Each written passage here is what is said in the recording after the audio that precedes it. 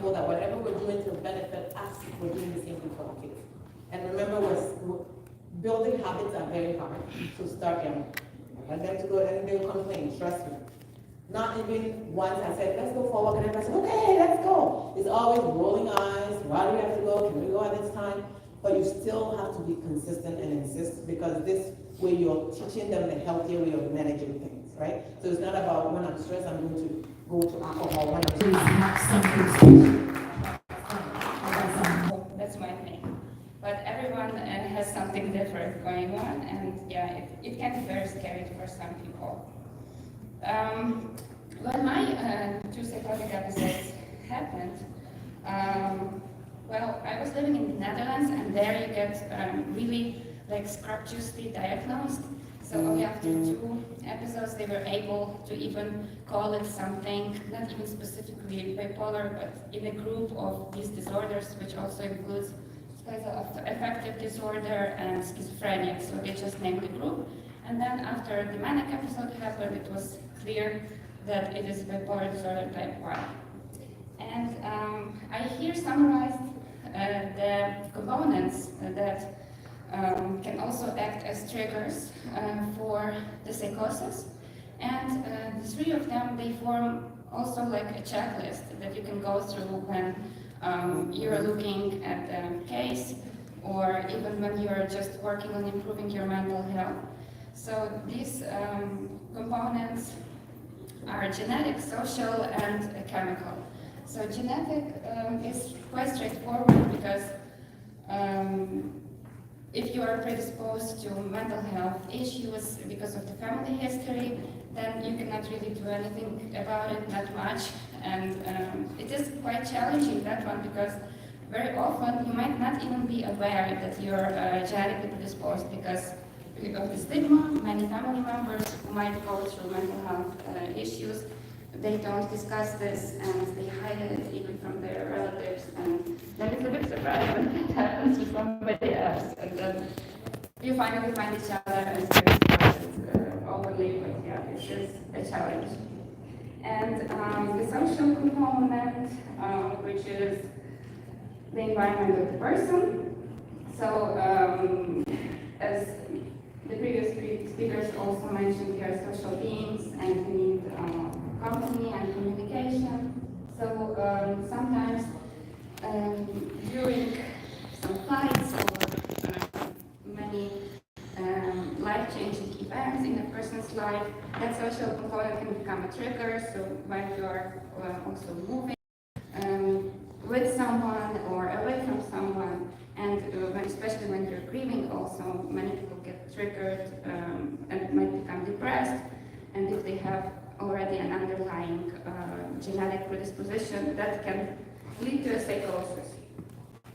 And the chemical imbalance, of course, in the body, which is very much intertwined with nutrition, as the previous speaker Juliet explained very well.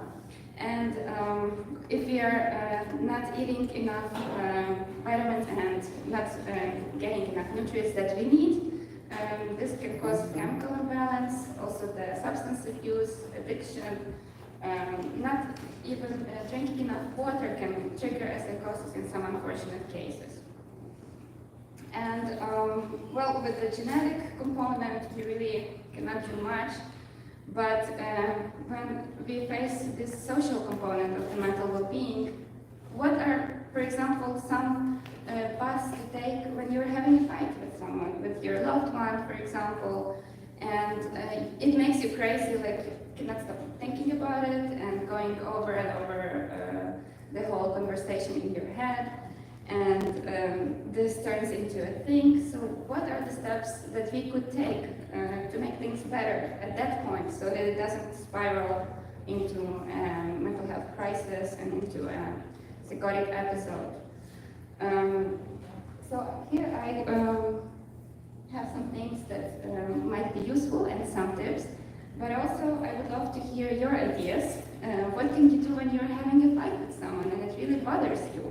Like what else could you do, not to keep fighting, but to solve this? Like, how does it work? What do you think? What works? What worked for you before? look at staying away from so if the fight is happening, just removing yourself and giving the space to kind of calm down. Yes, time out to go for a walk alone, which is also good for your mood. And time out works to just reset and then start over again. Yeah, time out is good. And after that, you can talk calmly already about how you both feel. And you will be surprised, but even just asking, like, how are you, sometimes can make a person cry if that is the situation which is already quite emotional. Just really going back to these simple things and discussing the feelings, it really helps, and it's important to talk. Even the person that you don't like, for example, if it's a co-worker that you really don't like, you still have to go and to talk to that person, and it does make things better. Talking to a psychologist is important if you can find a psychologist near you at that moment, or a helpline. There are many helplines available, even well, if there is some domestic violence involved, or if you are the victim of sexual violence or someone you know, and then there are helplines to call and support groups to find, to go to and discuss these things, which is very, very good. Group therapy is also very helpful. The mentorship program, which is available and free, this is a resource that can really improve the social component, exposing you to other people that can share tips and support you through your, well, maybe some problematic situation. And just asking for help. Really, if something is bothering you, you can always ask for help from the people around you, and even at work, the manager would appreciate an employee, for example, opening up and talking honestly about what is going on at home or some other challenges. It is okay to ask for help, and there's nothing wrong with it. It really shows the strength in a person if we are struggling and we openly say that, yeah, I'm having a rough time, and I might not be, for example, performing so well at work, and these are the reasons that might be, well, the reason in this situation for me to perform differently or act differently or show some symptoms in social situations. And it's okay to discuss these things. We should be able to be more open and more honest about mental health in all kinds of environments. The chemical imbalance, this is a tricky one because, well, it took me a long time to realize what I really needed to stay healthy and what I really needed to do when I didn't feel okay. And of course, me being diagnosed with bipolar disorder is not out of the blue. There was the genetic predisposition and there was the social environment in which I didn't ask for help on time, and I didn't acknowledge the problems that I had at the time. So instead of dealing with it and improving my life, I turned to something that made the symptoms go away for a little bit. So alcohol and cannabis, for example, was helping, and I didn't even realize that it might be actually an addiction, because dealing with the symptoms of bipolar disorder, which is the anxiety on its own also, and being very uncomfortable with my own body for many, many years, and feeling very awkward and inadequate in many situations without really any real reason.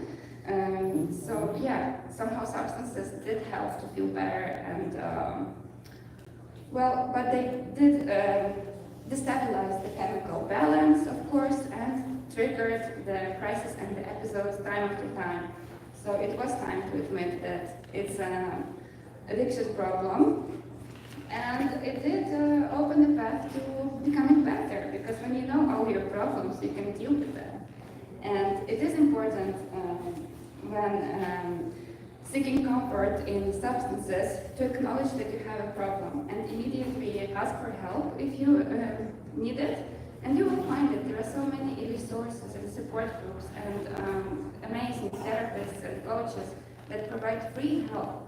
And well, if the chemical imbalance is already in place, then stopping using, of course, is also a big priority, because without stopping using whatever the person might be using, they cannot get better.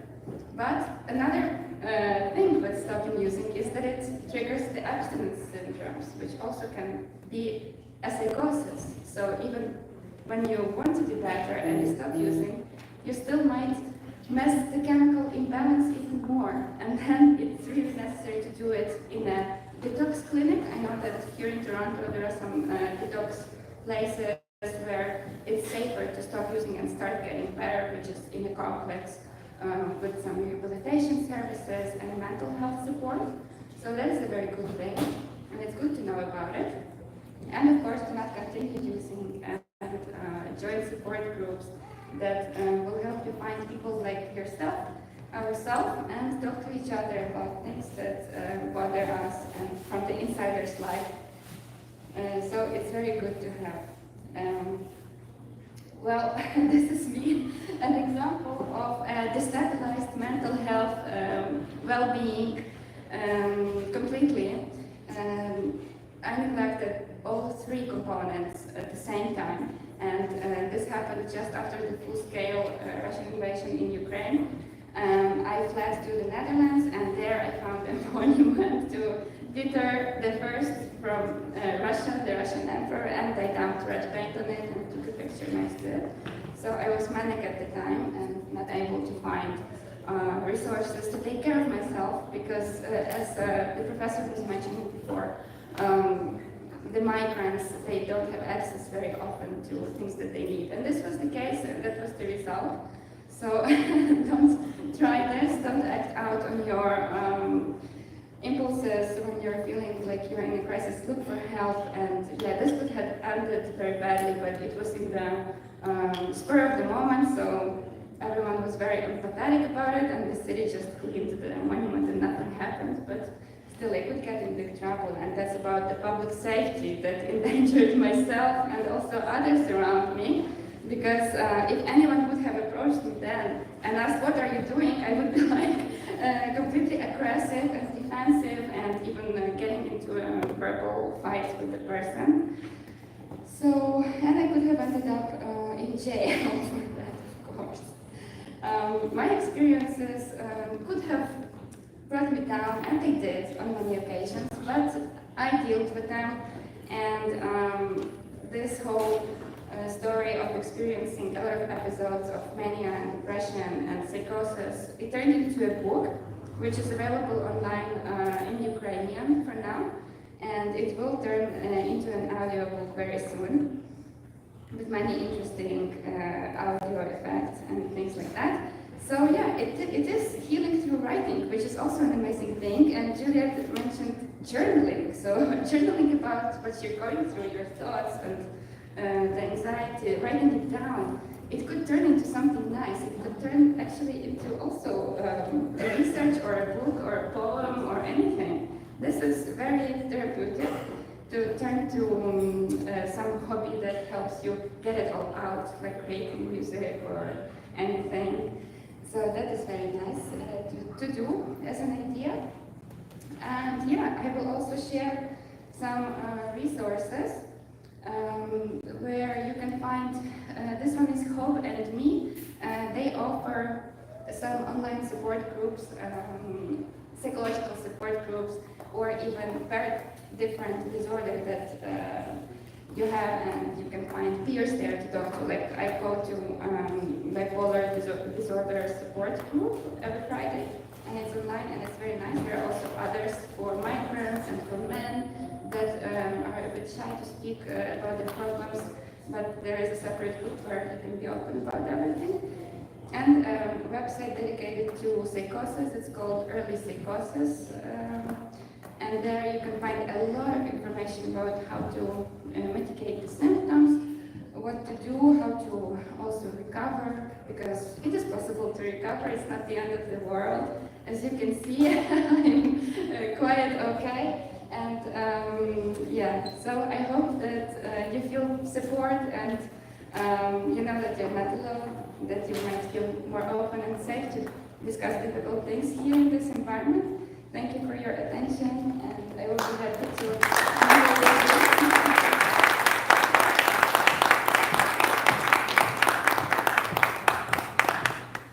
And I also like to add, if anybody know anyone that's going through some kind of mental psychosis or issue, you can test, so that's a number, instead of calling 911, because sometimes like when don't call 911 because the police get there, they don't know how to, they're being trained now, they say, but they don't know how to handle, so there's 988, you call that number and they will get someone to help you, and it's across Canada. You can also test. So if for youth, you can give them that number, they'll feel comfortable. Test somebody will be on the other end, at the end, and help them navigate through whatever issues they go through. So not 911, but 988 for any, or 211 for any kind of psychosis or any issue, immediate issue. Thank you, Juliet. Thank you so much, Juliet. Ladies and gentlemen, could we please give an applause to Yana? Thank you so much, Yana. Thank you very much for sharing with us your story. You have given us hope for those of us who did not have hope, and have realized that actually it works. You can manage to beat the odds and get to where you want to be, as long as you have the willpower to do it. You beat the odds, and there you are, giving us your testimony. Thank you so very much. Ladies and gentlemen, I would like to take just 2-3 questions in case you'd like to ask us something before we go into the lunch. Because lunch is ready. Just anybody who has a question or two? 2 questions. You all satisfied? I think everyone's so hungry that Everybody's so hungry that the focus is on the food, which is acceptable, it's understandable. Ladies and gentlemen, an applause for our morning or first half presenters, speakers, Professor Grace Galabuzi, who had to leave to do other duties.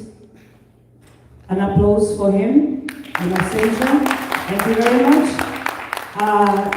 Juliet, an applause for Juliet. And Yana, ladies and gentlemen, thank you so very much. We're going for lunch. Are we ready for lunch? Yes, DJ, we are ready for lunch. Give us the music to take down the food to the right channels. Thank you. Thank you.